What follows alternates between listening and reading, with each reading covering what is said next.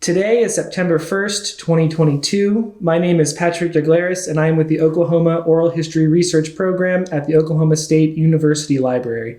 Today, I'm here in Edmond, Oklahoma, talking with Jean Niyondiko, a pastor and community leader in Edmond and Oklahoma City.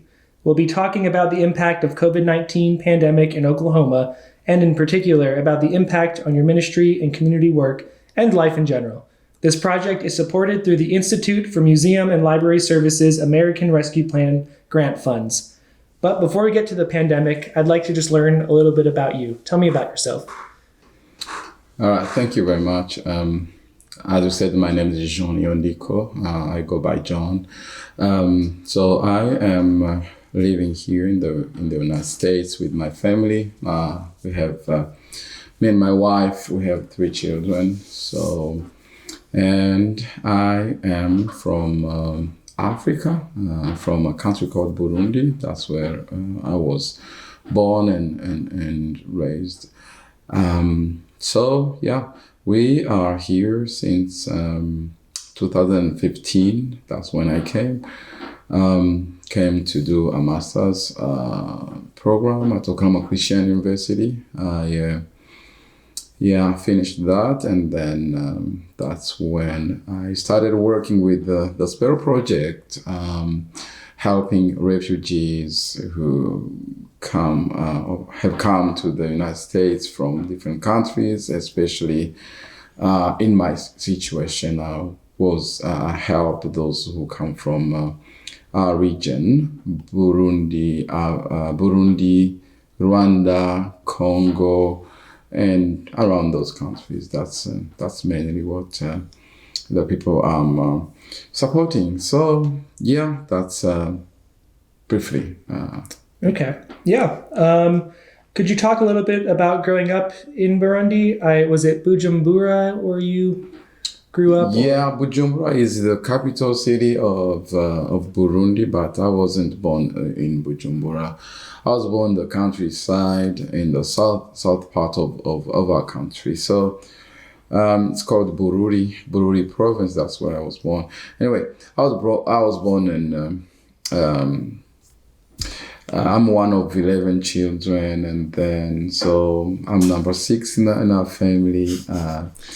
It's funny. I like it. Number 6. When I look at it, I have 5 siblings before me and 5 siblings after me.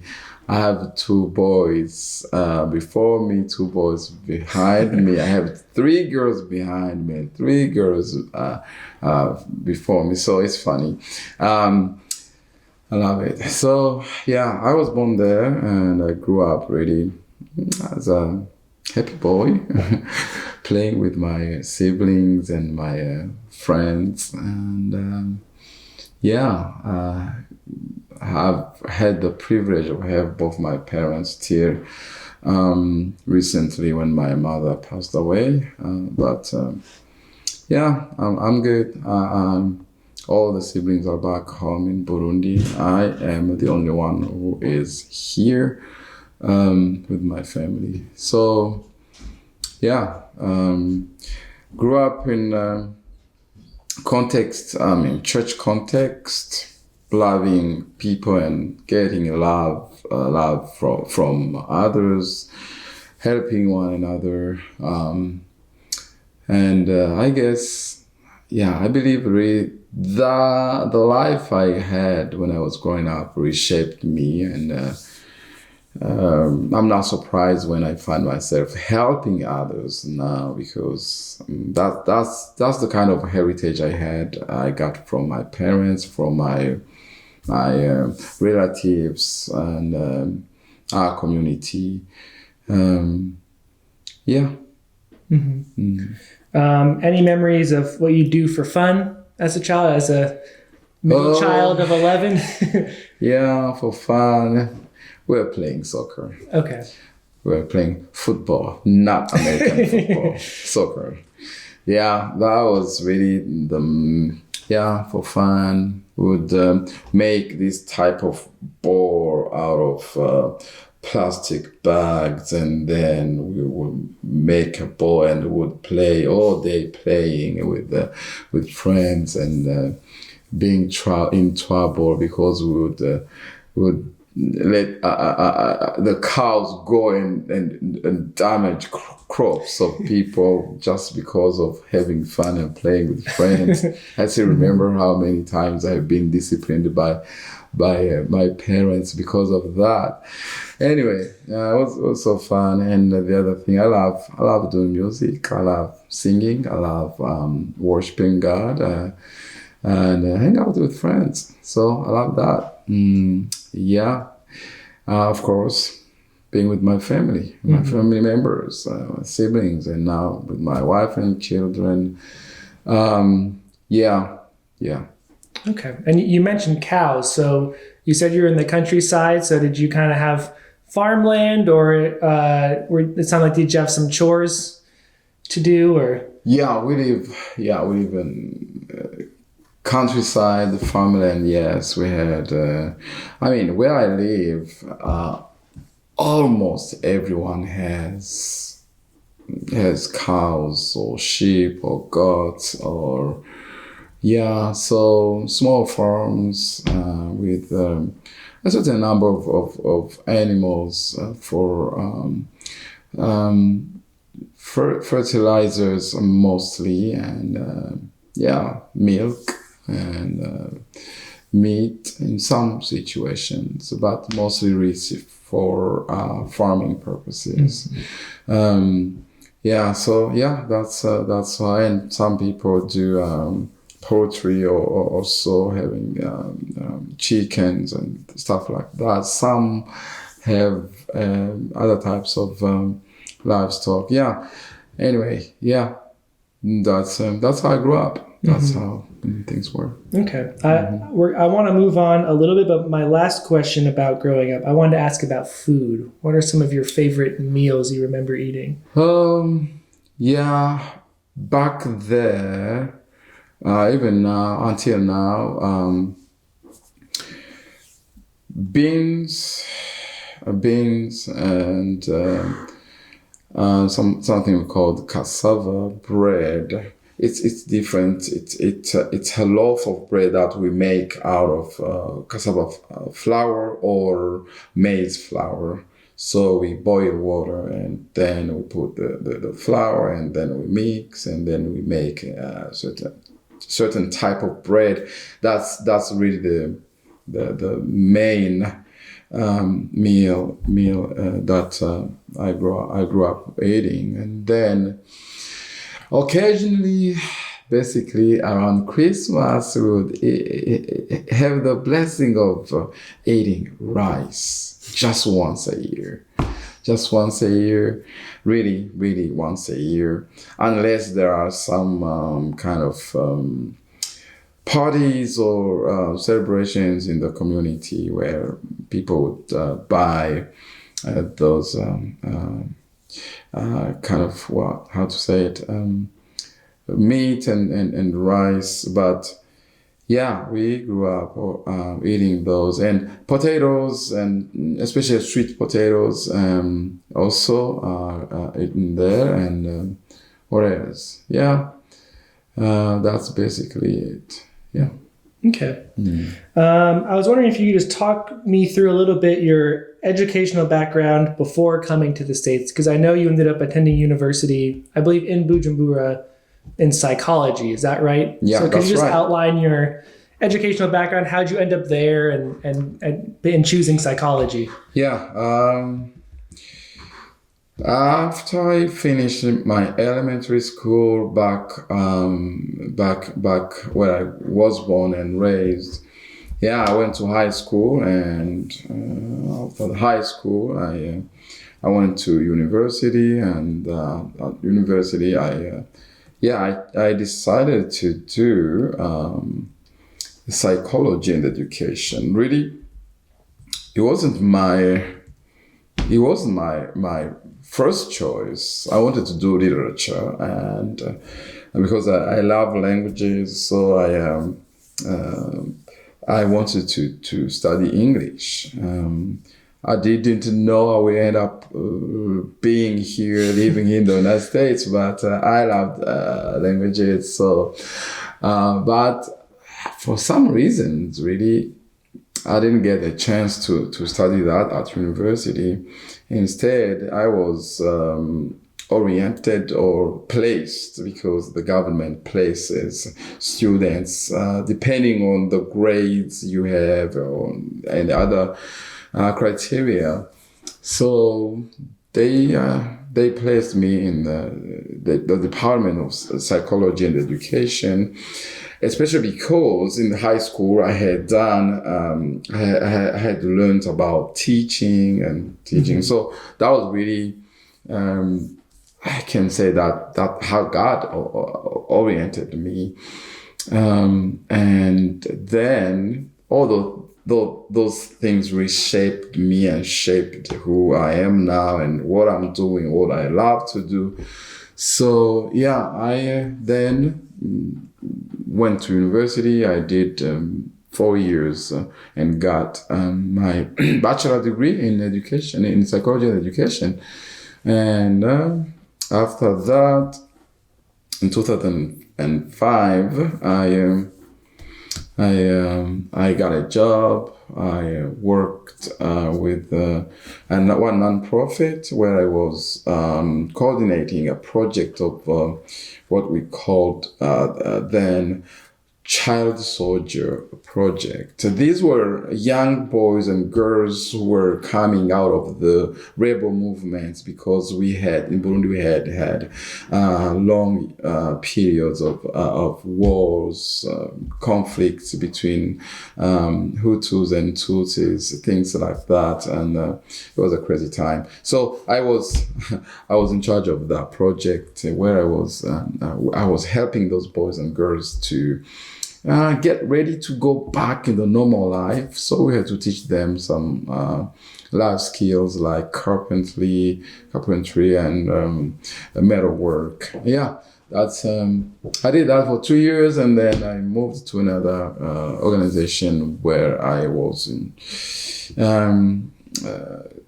charge of things like, I went in ministry, a different type of ministry, church and Bible colleges. I was in administration until I left in 2013, going to the UK in a mission college, where after finishing, getting a second degree, bachelor degree in intercultural studies, I came here with my family to do my master's in theology here in Oklahoma. Mm-hmm. Yep.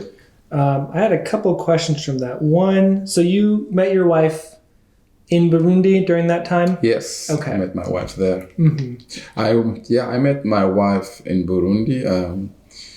We come from the same region, actually. Yeah, we are not far from each other.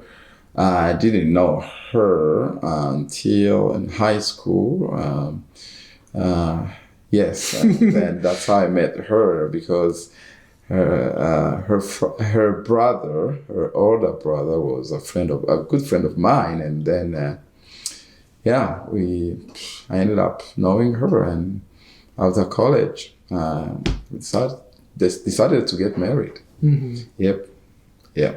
Yeah. So working with those children, kind of transitioning them back to ordinary life, what was that experience like for you? Were you thinking, because to me that seems pretty challenging work to have to, I'm thinking like mentally, but also like being able to like help those children. Was that something that was, can you remember what it was like going home? Was it just very kind of taxing on you, or did you feel kind of you were making a positive impact, or what was it kind of like during that time? Working with those young men and women, it was something I liked. Mm-hmm. It was something I was passionate about. But at the same time, it was challenging because these were really tough kids, and especially psychologically, they were different because they had spent a certain number of years in the bush, in those rebel movements, just fighting.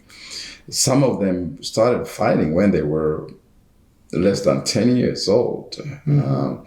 And there would be informants, working with soldiers or with rebels and helping them, carrying food for them, going to buy this and that for them. Anyway, so it was challenging really, because we were kind of forcing them to learn something different from what they had been doing for years.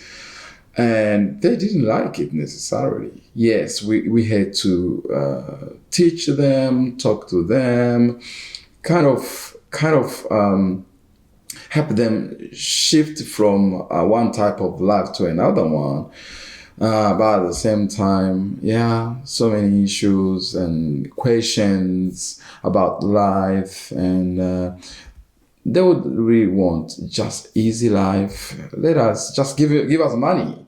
Give us money and give us money so that we can start small businesses. That's what they wanted. But we wanted them to spend that time with others, with some instructors, with some educators. And so it was really draining. By the end of the day, I would feel, this was quite a day. But at the same time, it was rewarding, really.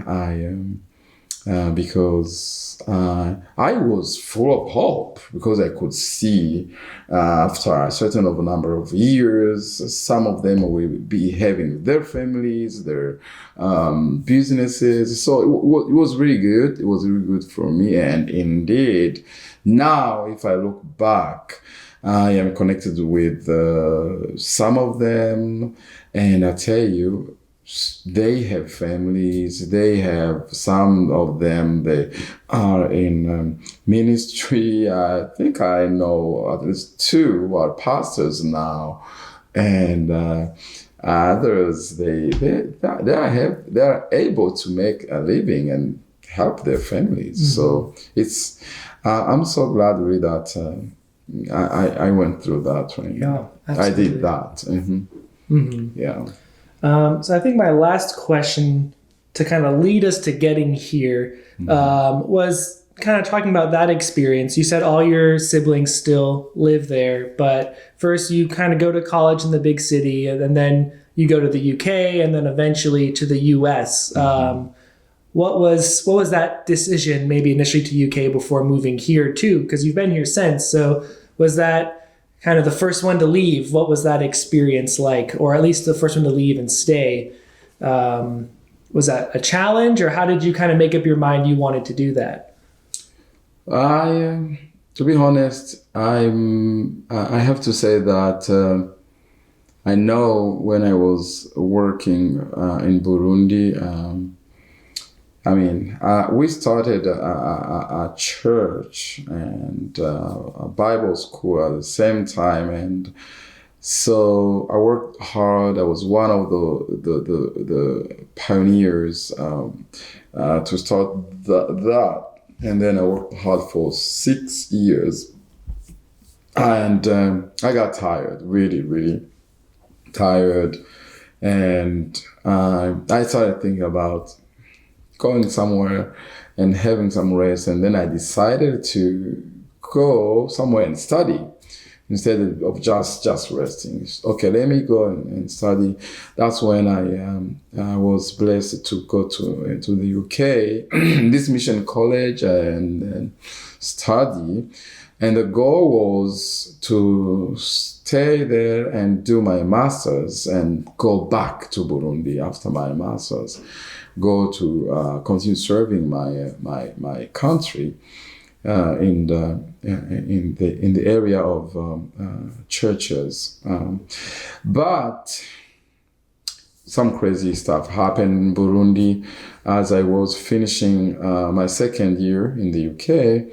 And then my family was obliged to flee, to leave the country. They left Burundi, they went to Uganda through Rwanda. They stayed in Rwanda a little bit. I'm talking about my wife and 3 kids because I was in the UK alone. So they had stayed back in Burundi. It was another challenge, but so they left Burundi, went to Rwanda, stayed there for less than a month, and then we decided that they had to go to Uganda. So they went to Kampala. They lived in Kampala for 2 months before I finished what I was studying. And then I flew to Uganda where they were, lived with them for another five months period, and then there it was obvious that it was no longer possible for us to live separately because they were no longer living in our community. They had moved to another country, context, different people, different everything. So I had to be with them. So I left the UK, went to be with them, and then somehow I had started applying for a master's program, and then I got connected to Oklahoma Christian University here. So I was in the process of applying, and then eventually I was admitted, and then everything came together, and then we came as a family from Uganda to Oklahoma. That's how things were. Wow, that's hard. Hard, yeah, it was hard. A long journey, and it was hard, yeah. Yeah. So that was, you came 2015, you arrived in Oklahoma? Yeah, we came here, we arrived here in Oklahoma in 2015, December on 28th. Okay. Yeah, it's gonna be 7 years this December. Yeah. So what was your, kind of go back to getting there, what were your first impressions, the first couple weeks living here? We came during it was winter time, and for me it was okay because I was coming from the UK, so I was used to do that. But for my family, my wife and kids, it was really first time in the Western context with the weather, which is very, very different. So yeah, it was not easy. It was tough. It was challenging as I got here, and after like 2 weeks, I had to start school. I had to walk to school. I had to and with a family in the United States. Just to start a new life, it was not easy. It was challenging, but with time, I got connected to friends and new friends really, but also the school helped us, in some ways. So challenging, but possible. Yeah. Yeah. And so you went to the UK for a degree, and then, so it seems like at this point you're shifting to pursuing theology or ministry full time. Is that right? You went to the UK for a theology degree, and then you're studying at OCU for another one, right? Yes. I went to the UK for ministry. Yes, and came here. Came to continue in that area. In fact, even before going to the UK in Burundi, as I said, I had started working with a Bible college, Bible school that we started. So the goal was to be trained in this area and go back and help in teaching back home.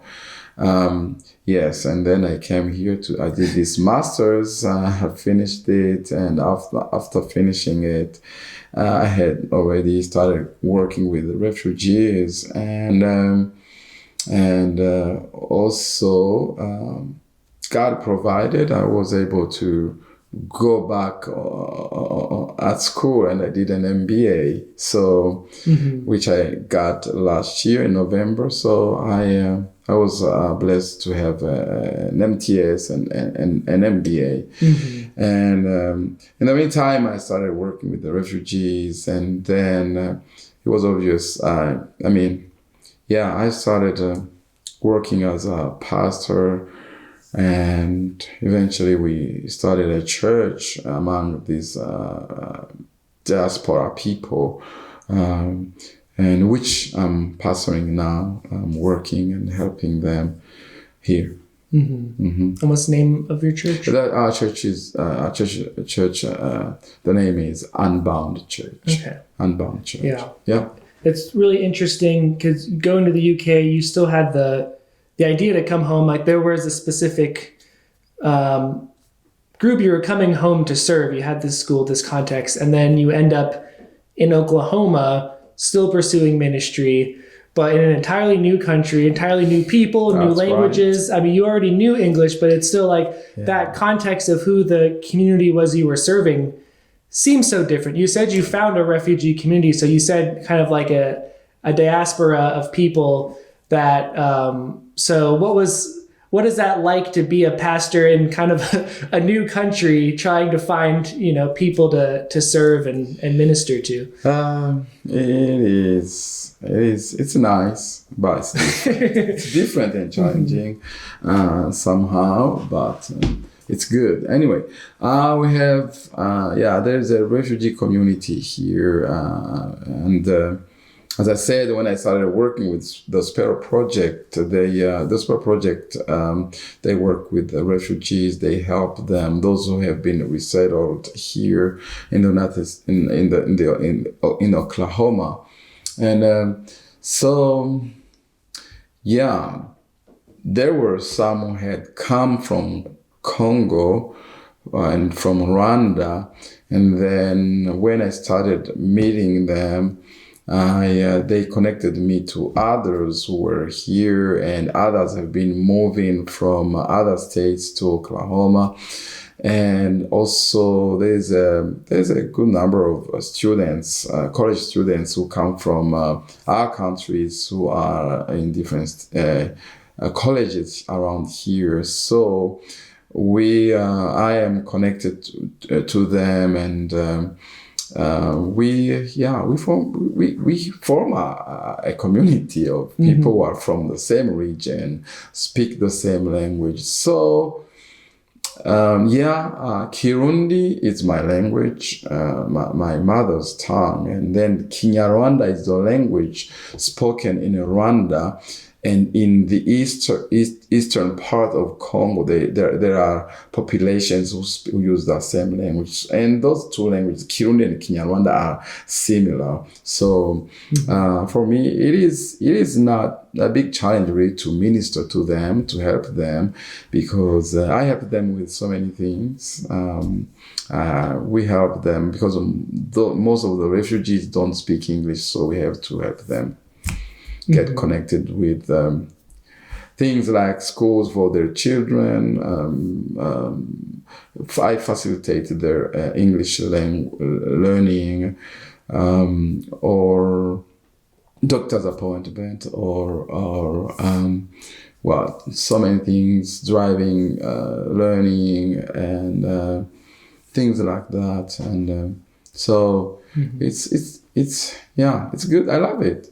At the same time, myself, I learn a lot because I have to get connected to other people who support me or who help me with this and that, because I cannot do everything. Sometimes I need people who help me apply for their jobs, or get connected with churches, with organizations, with other places where we can get some resources. Anyway, It's good, but it's good. Yeah, and so you mentioned the Spero Project. When did you start getting involved with them? I started getting involved with the Spero Project in 2018. 18, okay. 18, and around July, August. Okay, and were you already working with these different populations, or was it through them you got connected? What was that? What was kind of like the timeline of that? At that time, I was connected only with students, college students in the university where I was, and those who are around. Also, some of the others who were working already, and then, but really through Spero, that's when I started getting connected with the refugee community. Okay. Yes. I see. Yeah, refugee community. Yeah.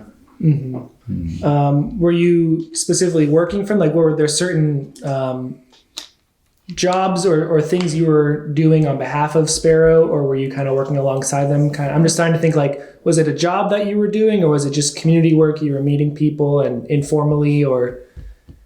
In the beginning, it was my internship on the behalf of my school. Okay. So it was a paid job, part-time paid job with Spero, and and then that's how Spero connected me with these refugees who needed help at that time, because some of those families were being brought from refugee camps in Africa all the way to the United States. And some of them were really scared, thinking, how will life be in that country? We don't speak the language. And for some reasons, Oklahoma, I think it was kind of first time really to bring people from our region to Oklahoma. So they knew they had been told that they will not have a community of people from their part of the world. And then when they arrived and they found me here, they heard someone speaking their language. It was really a big relief.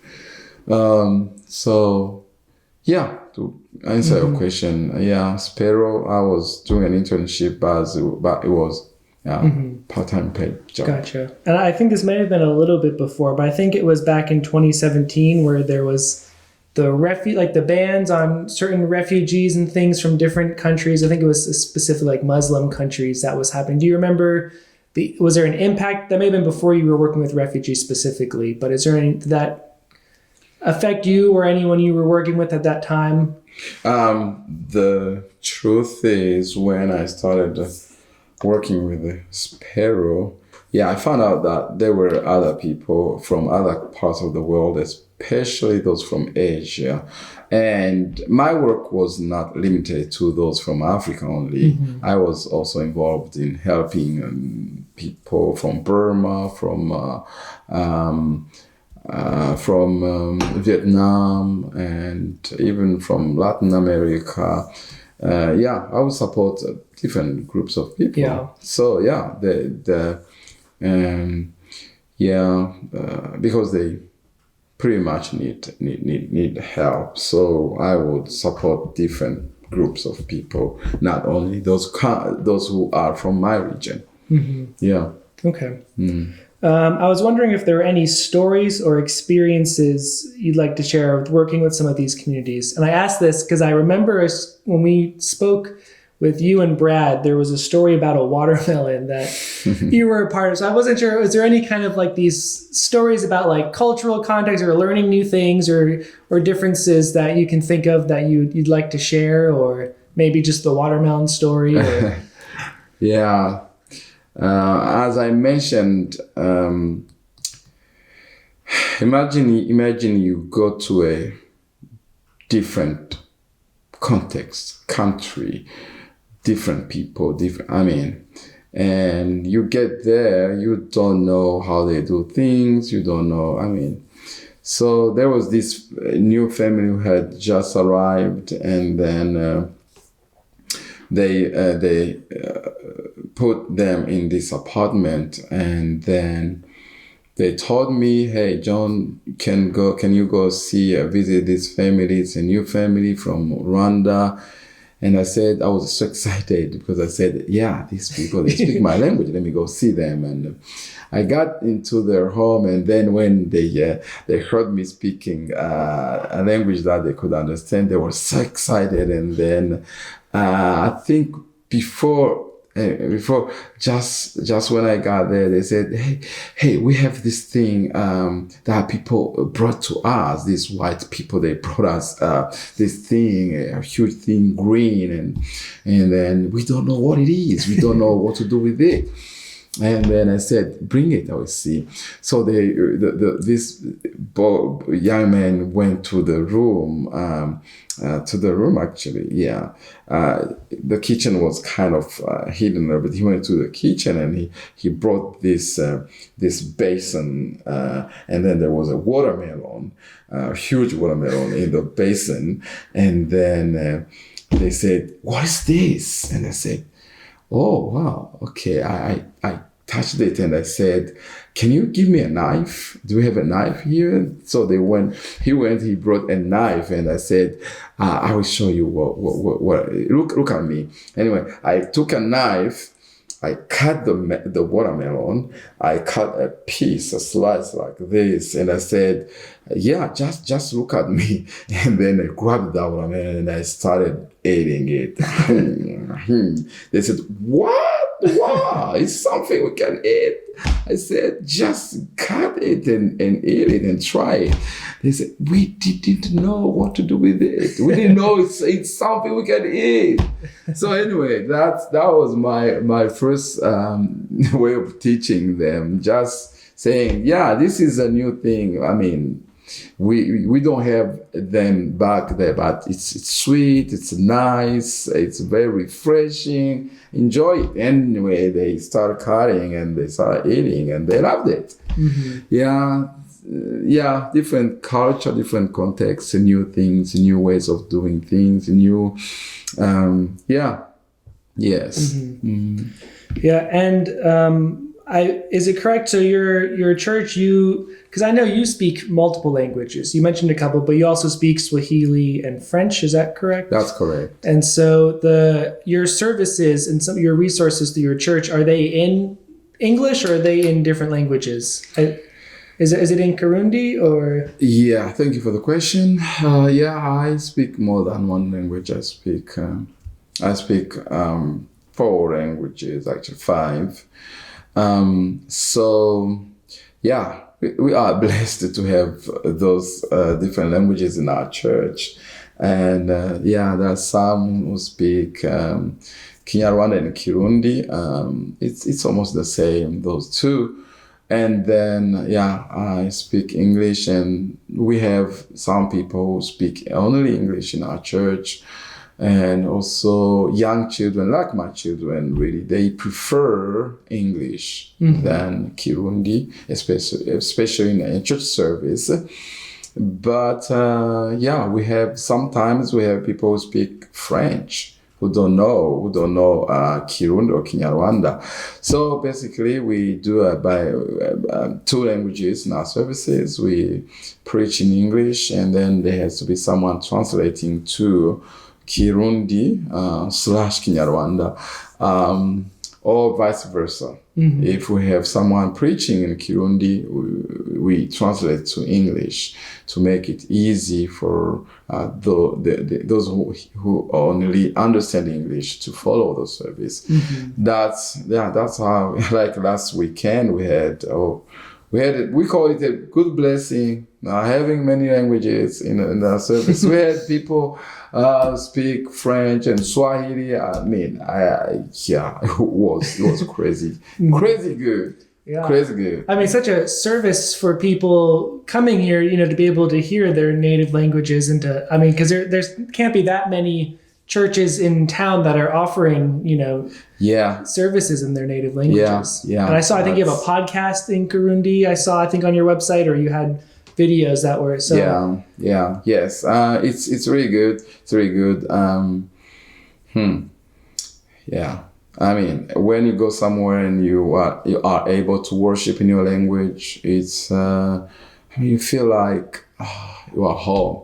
Mm-hmm. You are home. I host another thing online we do on Zoom, and where we have people joining from about 10 different countries. There's one family who joined from South Korea. We do this at 11 a.m. Oklahoma time, and during that time they are at around, I think, 1 a.m. in South Korea. And because they are far from home, and then because they know this will be in the language, they wait until that time, late in the night, but they wait for it. And they say, yeah, we love this because it's like being home. So really hearing, worshiping God in your language is so good. Anyway, I remember here once a year, I try to organize what we call a global worship, where we have different churches, mainly small churches, gathering together to worship God together in different languages. Like last year, we were able to worship in 13 languages in the same service, especially songs and prayers, and then it's good when you hear someone singing in your language. Oh, it makes a huge difference. And yes, so the what a mission term for that is the heart language. When you hear your heart language, it's like you can talk to God direct. It's like He's very close to hear you, or you can express yourself really with all your heart. So yeah, it's good. It's good, although we have to help those who don't understand that heart language. Like our children who are being born here, we try to teach them, of course, their the language of their ancestors. But at the same time, it's not like us were born there. So it's nice. Yeah, and we're about to transition into talking about the pandemic, but I think hearing about how you've been able to connect across the country, I think about a lot of people, you hear about Zoom fatigue, or like whether it's services online or just like business meetings online, there's like a lot of burnout about everything being online. But it sounds like in this context, people, because they're able to connect, hearing, meeting people in their own language or from maybe their home countries, there's a different sense. There's almost like you said they were looking forward to it at night. And so that's so different that I think you hear about, you say Zoom meeting and everyone, I think nowadays shrugs, like, I don't want to do another Zoom. But some people, you're saying, are like eager and they enjoy the community they have across the world. Yeah. Yeah, that's right. That's right. Whenever we have these live meetings here at church, people love it. They look forward to it. Someone who has spent the entire week working, then and really struggling to listen the orders given by the supervisors, and then answering questions. It's tiring, I tell you. I can remember when I went to the UK for the first time, my English was really very limited, and I would finish the day exhausted, not because I have been digging and breaking stones, but just because I have been listening to a teacher all day like this. Oh my goodness, I'm tired. And because I had to look at the lips to try to understand what they say. Oh, it's crazy. And then someone has spent the entire week in that kind of life, and then on Sunday they come and they find 10, 20, 50 people speak their language. You feel different. You feel rested, and you feel, oh, this is home then. Okay, I can now worship God. I can raise my hand and say, thank you, God, with my friends who understand me, who I talk, they understand. It's really nice. It's a good, it's good. Yeah. Well, I think we can move into 2020 if you're ready for it. Okay. So my first question for this will be, when did you first learn about COVID-19, and what were your first thoughts? Did you hear about it? I know the end of 2019, there was something going around. in China. What were your kind of earliest memories? I heard about it at the end of 2019, yes. News where they started talking about a crazy disease that was coming, that was killing people in China, and then before you know it, it was already here. So, and then going to beginning of 2020, it became a huge thing. Mm-hmm. Coronavirus. Oh my goodness. So that's when I started hearing. Okay. When you first heard about it, was it just kind of like, oh, like whatever, that's not my problem? And then do you remember when it came here? Like, do you have a memory of when things started shutting down or when you started to think about it more seriously? Yeah, I remember. Yeah, in the first place, we were like, this is far, we're not come. But the news, they were saying, hey, this thing's spreading like crazy. Hey, someone has it in this country. Another one, first case in the United States, blah, blah, blah, blah, blah, blah. So, and then I remember when they started shutting down everything, saying, okay, flights are being canceled, there may be a shutdown of everything. And then it started to be scary, especially for us. Even we started thinking about our people back home, because we started seeing how here the government was involved. I mean, really in helping people, informing people, and then we would think about our people there where communications not developed. Those are poor countries, poor people, parents. Man, it was scary. Mm-hmm. It was scary. Yeah, and I'm assuming, because you were in school at the time, right? I was in school. So school was kind of shutting down, church shutting down, probably Spero community work shutting down. So. Everything, meetings online, and schools shut down, and then masking and everything, a new life and everything. It was crazy. It was crazy, as you remember. And then for us, then Africans, communities are a powerful thing. When you start saying, hey, you will not meet again, it's like, I mean, there will be no more life. No meeting means, I mean, it's crazy. So it felt really was different for us and tough for us. Mm-hmm. Tough for us. And distancing, 6 feet, all those things. And it was crazy. It was crazy.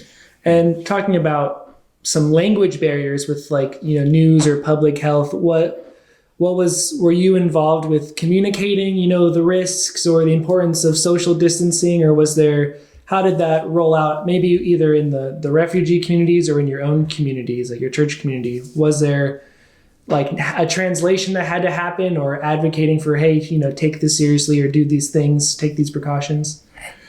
Yeah, normally, since I got connected with this community, refugee communities, and one of my roles has been to inform them, to communicate with them. Let's say there's a tornado warning. I always have to make sure that everybody knows that they are in a unsafe zone or whatever is being communicated. I have to tell them. I have to say, be careful, don't go out, blah blah blah, and then So when the COVID thing started, so I had to tell everybody. I had to inform them. I had to text and call and make sure that they know what's going on. And then with Spero, then we translated all those notices and informations into different languages. So they were able to find some resources online in our languages, and then we had to send them on phones and WhatsApp so that everybody could be informed about what's going on, how to be prepared, the distancing, the use of the disinfectants, and all of those kind of things. We had to make sure that people know. Yeah. And were you kind of the bearer of bad news sometimes, or was it hard being the one to kind of advocate for those? Did you get pushback, or? Yeah, I was the bearer of the bad news. I was, because I was the first one to get COVID. Oh, really? In the entire community. And oh no! And unfortunately, it ended up. Almost everybody ended up having it. Ended up having it because we were in a bad spot, really. We had 2 women who were pregnant in our community, and they were about to they were due to give birth in the same period, end of 2020. So somehow we had to, I don't know. It was crazy. crazy. Yeah. So I was the first one to get it, and my family got it. And then, I don't know. Everybody, many in our community, the refugee community, they got it. Yeah. That's hard. Yeah, it was hard. So did your church move online then at that point? Did it shut down for a couple of weeks? Church-wise, we moved online. Yeah, we moved online. I think, we missed a week or 2 weeks, and then we decided to start meeting online on Zoom. That's when we started the thing, the ministry I talked about before. We started doing a meeting on Zoom, and then we invited people who are in different countries. We said, we have this gathering, you can join us. And then it was a little bit hard because I had to educate people how to use the Zoom platform. And people loved it, really, because we would spend time praying for nations, for our countries, for families, and for, it was, we moved online, And you mentioned your worry for your family back in Burundi. Was that with a lot of the shutdowns? I know traveling was also heavily restricted. So was there also, was there some impact too on the community? I'm sure there was a lot of worrying about back home, but also did it separate families for a while with the restrictions going on that you can remember? Was that something that happened, or? Yeah, it affected families back home. We were worried. We were worried about them. Because in Rwanda really the restrictions were so severe, and people for a long time could not have access to food, to groceries, to of course schools were shut down, and everything was shut down, and traveling was restricted, and then it was really bad. So for majority of the people in our communities, it was tough. It was tough because it was tough.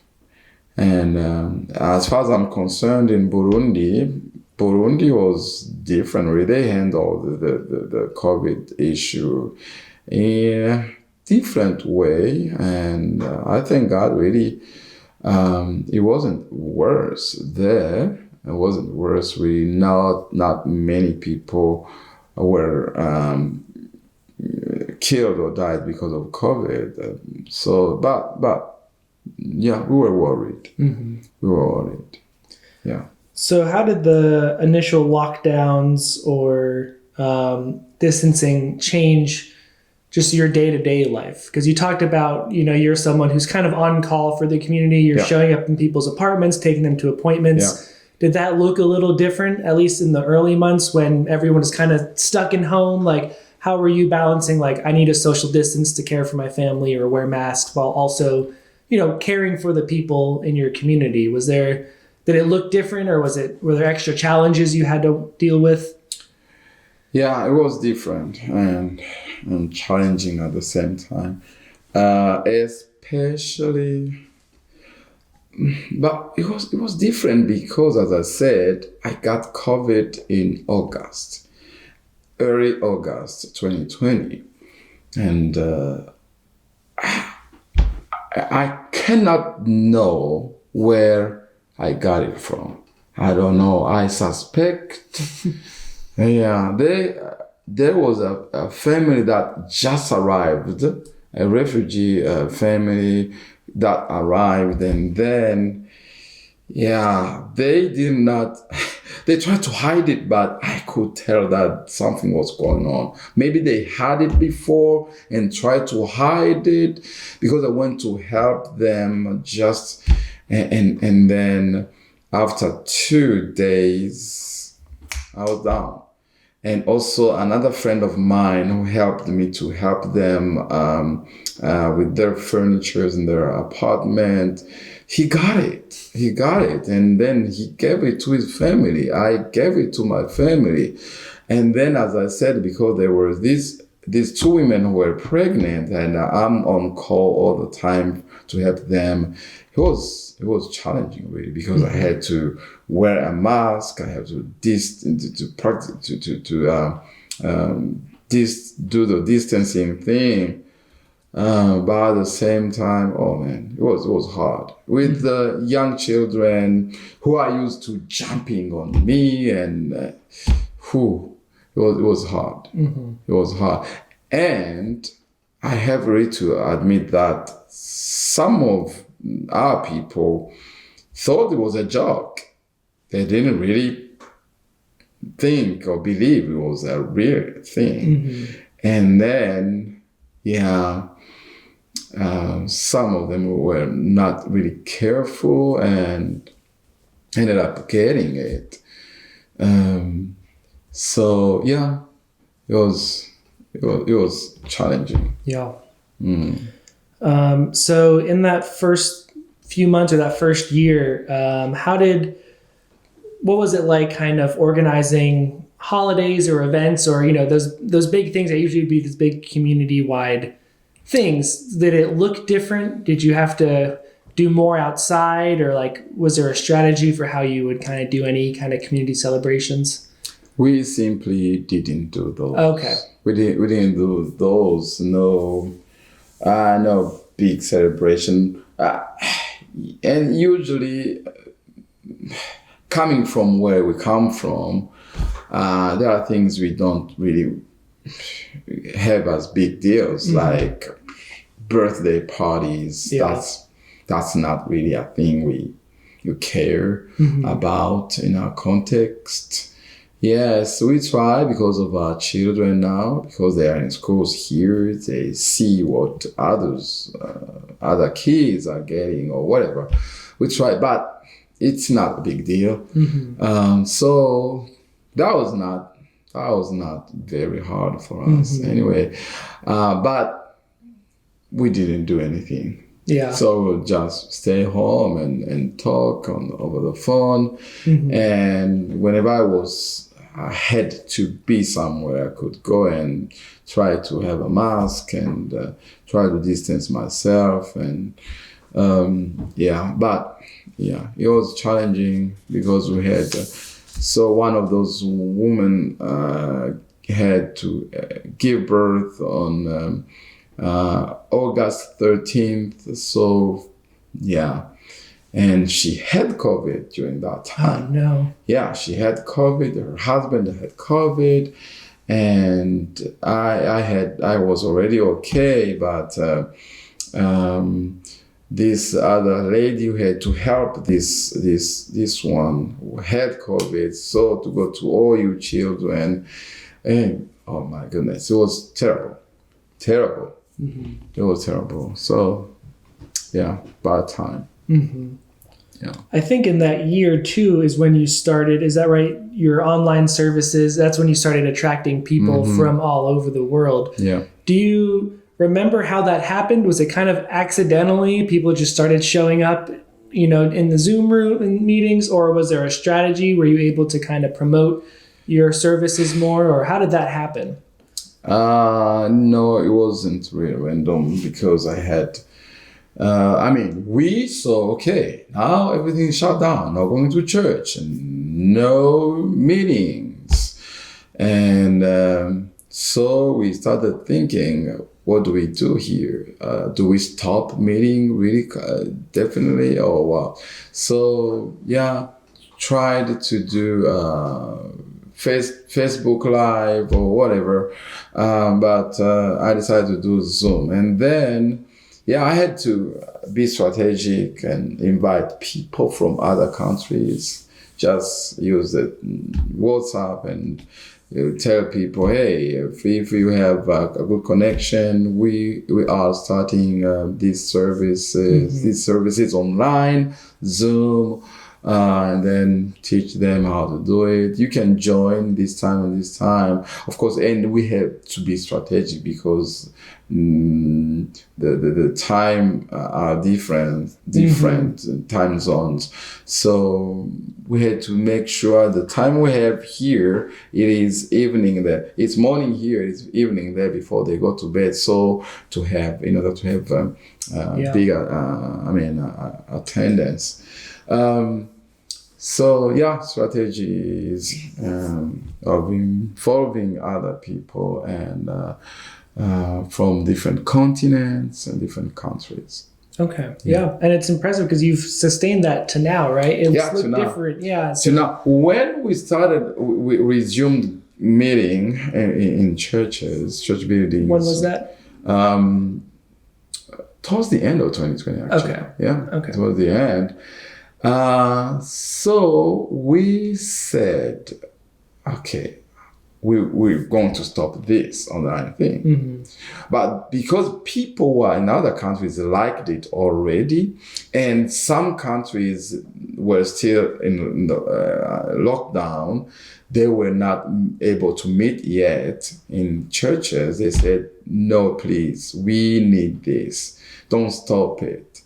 But it was too much on me. I said, I can't do this. I can't do both. So we decided to bring back the Zoom thing on Saturdays. So we have kept that ever since, until now. We do it on Saturday, on Sundays, and no more church services. Yeah. That's impressive. So you started by end of 2020, you were back in person. With the vaccine rollout, I think it happened 2021, maybe in the spring it started rolling out. Was that another thing? I'm assuming you were involved with communicating it to different communities, how Spero was translating research. Was that a similar challenge to getting people to get the vaccine, or what was that experience like?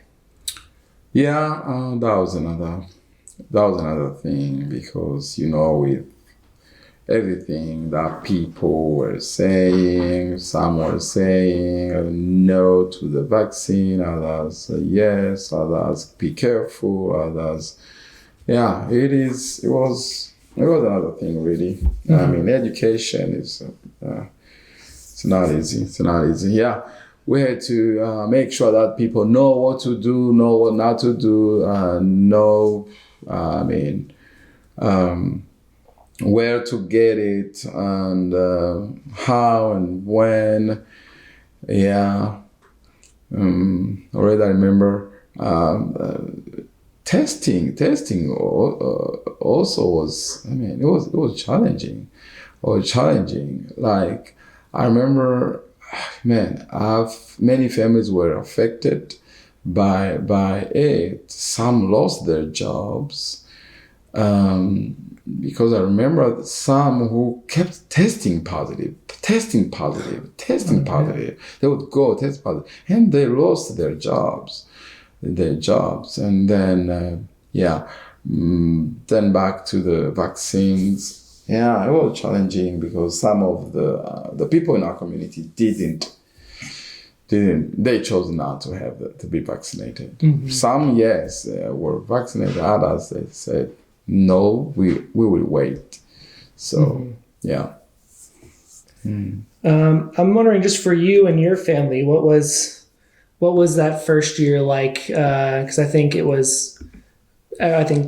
kids were at home, school was online. Did you find new hobbies or do new things together as a family, or find new ways to spend time, or maybe just sick of each other sometimes? But yeah, in my family, it was obviously different. Because, as you said, children were at home, studying virtually, and that was a new thing. So I had to make sure I know what they have to do. I was to make sure I have talked to their teachers and check if they did their homeworks and try to teach them. So 3 children, different grades. Man, it was a lot. It was a lot, really. I wanted to help them, but I quit it. I couldn't help one with something, but it was tough. And then hobbies. No, really. I remember kids, they came up with the ideas of watching, doing a movie, kind of family movie time in the home. And we would sing together, play music, because my kids we tend to be musical, all of us. So we'd do music together, sing together, and play instruments together. And kids would have fun cooking, what they cook, go on YouTube and learn, do things, and then practicing that. And it was good, really. It came with challenges, but with some opportunities, which will last for longer. So, it was hard and it was challenging, but good. We've learned so many things. Yeah. Well, we have just a few minutes here. I have a few questions to wrap up, and then I think we should be good to go. One question I wanted to ask, as both a church and community leader, you are pretty public, around your community. You're always interacting with people. I was wondering, did you feel a pressure to, in how you were seen around town? I'm thinking mainly about, were you had to be diligent to make sure you always had a mask on you, or that you were, kind of setting an example for everyone in your communities? Did you feel a pressure to have to make sure you were abiding by all of the CDC guidelines or social distancing? Was that something you felt a pressure about, or was that something you didn't really put on yourself in that same way? Does that make sense? I think I understand your question. Because you're kind of a leader. You're setting an example. Did you feel that? Did you have that idea, like, I need to set an example for everyone else to follow? Or definitely, because as a leader, that's what we teach. That's what we tell people. So, like Jesus, he taught by modeling, by being an example. And so it's always the way it has to be. And so, exactly. I had to, first of all, I had to make sure that I have informed people about this and that. And also I had to make sure that I protect them. Like we have in our community some people are advanced in age and who are older. So, and some others who have, you never know, some diseases. So I had to protect those individuals.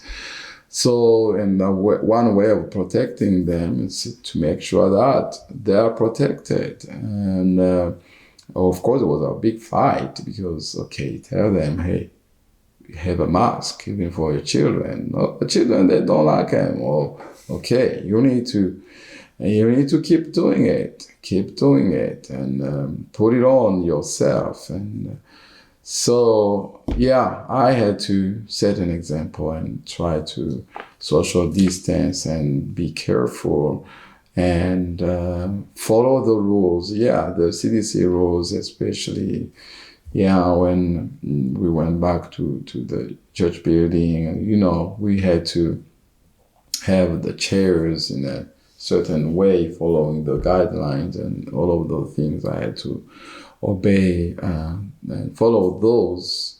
Of course, I have to say they were challenges. In some cases, people, as I said, people say, this is not right, this is not true. I mean, it was, I have to say that. Yeah. Mm-hmm. Mm-hmm. What were some of the challenges of being a pastor during a public health crisis? What are things you hope going through it that church leaders can take away from this experience? Yeah. As a leader, you have to love your people.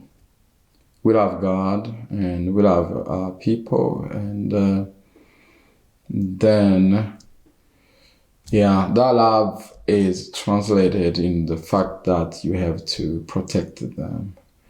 You need to make sure that they are safe, they are secure.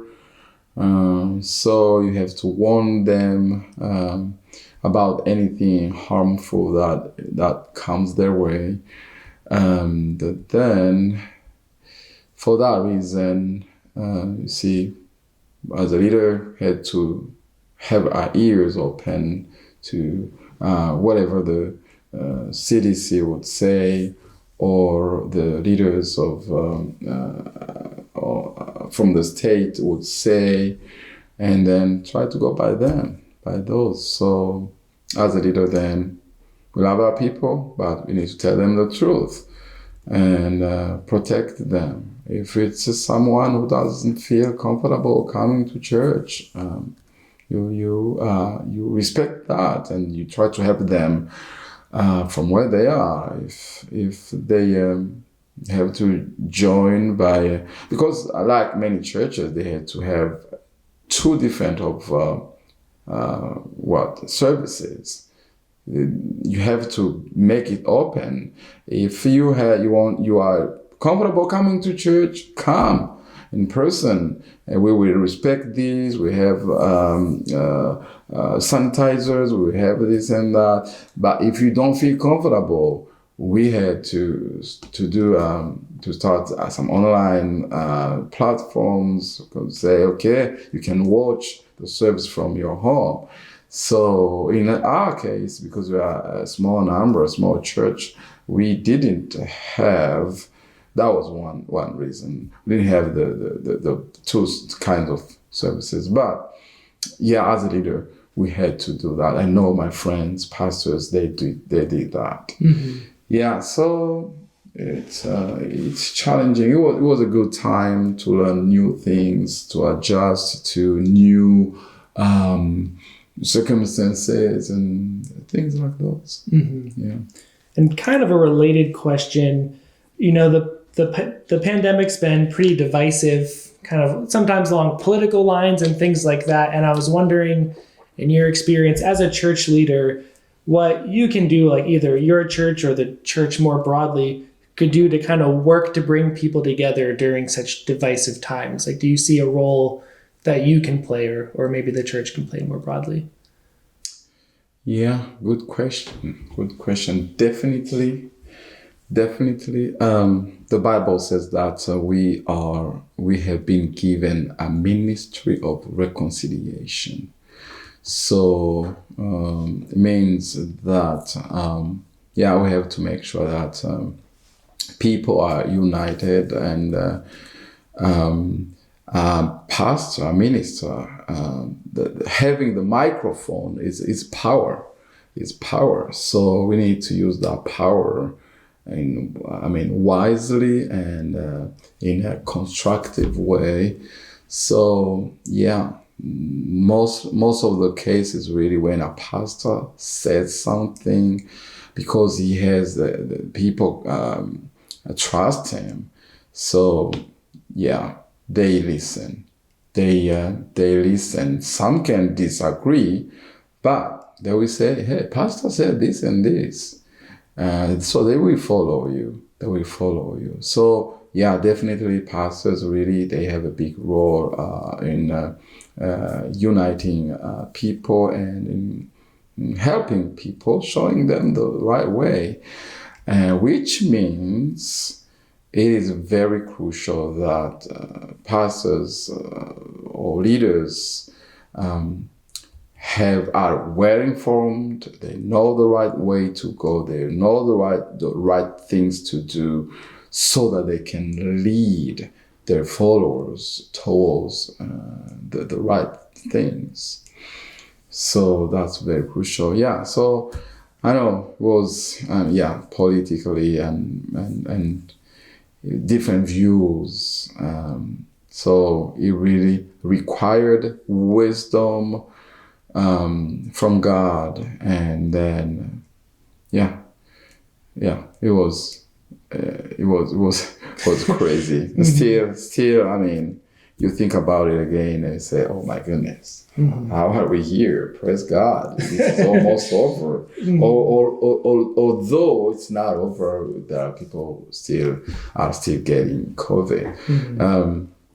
But at least, a pastor, personally, I had to make sure that I'm leading those who are with me in the right way, help them to understand the situation, sometimes speak and tell them the truth. Be careful here, be careful here. Yes, you don't agree with this, but be careful. And respect others and protect others. You may not see the importance of putting on a mask, but do it. The other person you will meet at Walmart needs to be protected. So just do it for the sake of others. So as a pastor, I had a very important role in that. Mm-hmm. Yes. So I think I have maybe 2 questions and we can wrap up. Yeah. What have we learned from the pandemic? In 50 years, what should people know or remember about this time? It was a crazy time.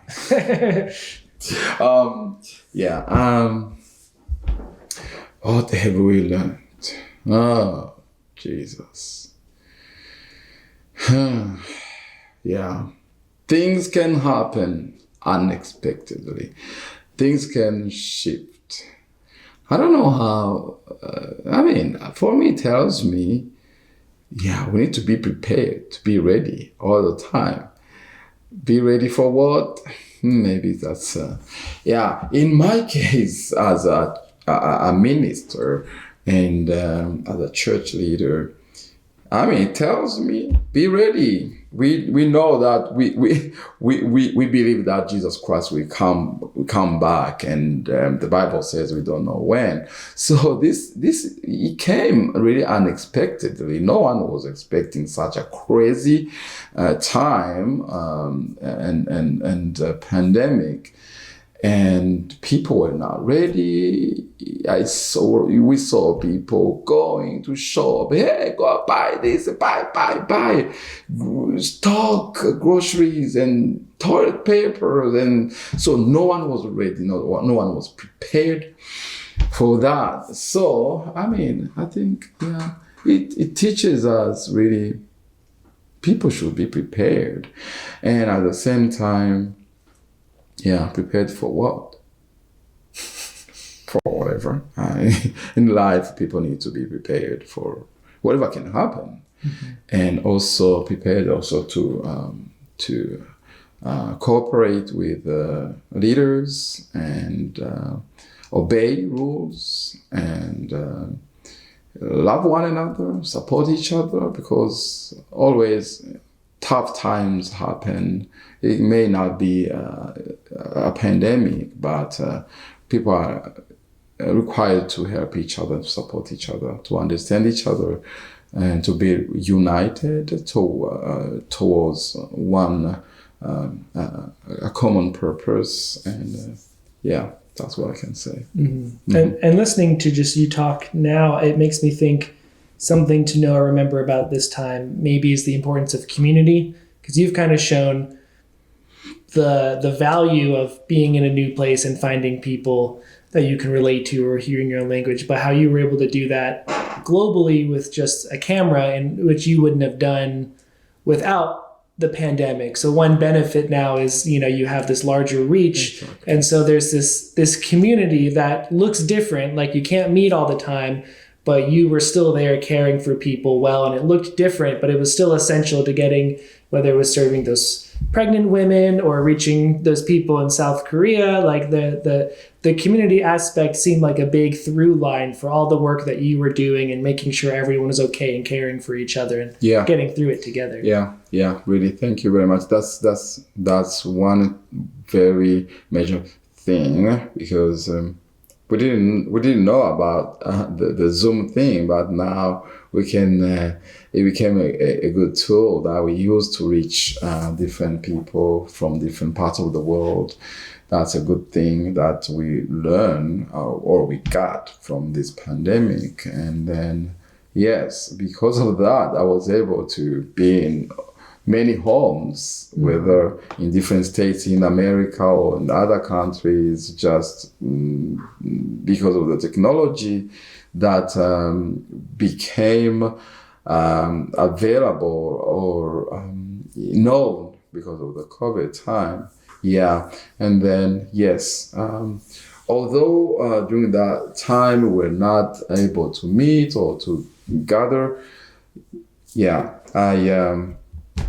was good to, we were able to be creative and have support each other in our community. Whether I remember we had to buy groceries and send them to some apartments for those who could not go to shop, things like that. And also Spero really supported us when we were sick, and they would shop and send groceries to us, and we did the same for others, and it was so good. So as a whole, really, I love serving people. I love supporting others and guiding others. Yes. So I think my last question, it's maybe a two-parter. After all these years, do you consider yourself an Oklahoman? Are you an Okie now, or? No, I'm not an Okie person.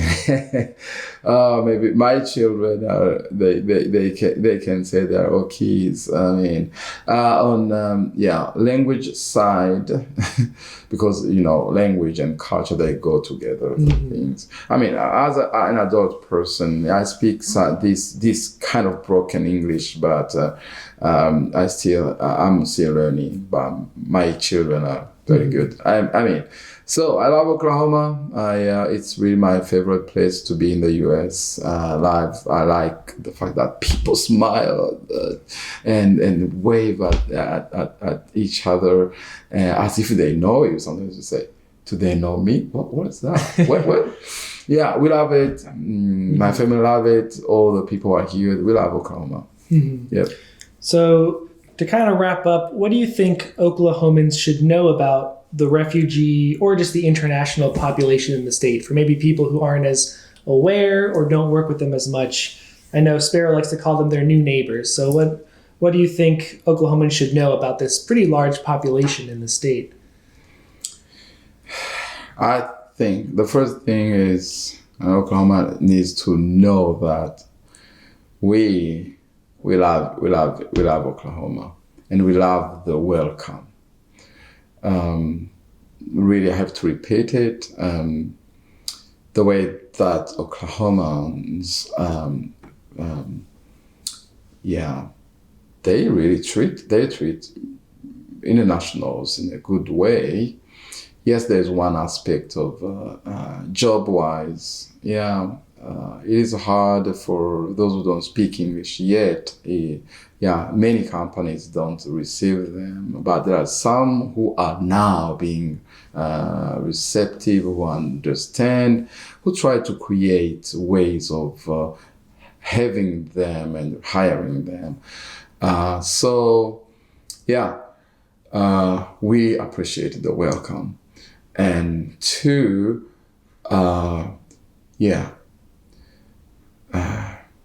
Oklahomans need to know that these people, in most of the situations, there are people who have struggled a lot, who have had issues, psychologically, socially, and then who need that support, that understanding, that help. And so, employers, if they can do a better job at really helping them and trying to have them on their staff, and there can always be ways of supporting them and helping them. I believe that's what I can say now. Well, Jean, that's all the questions I have for you. Thank you so much for talking with me. Is there anything else you'd like to say before we stop? Thank you very much for this time. Okay. It was good to reflect on these past years. All right. Well, that concludes our interview. Okay. Thank you.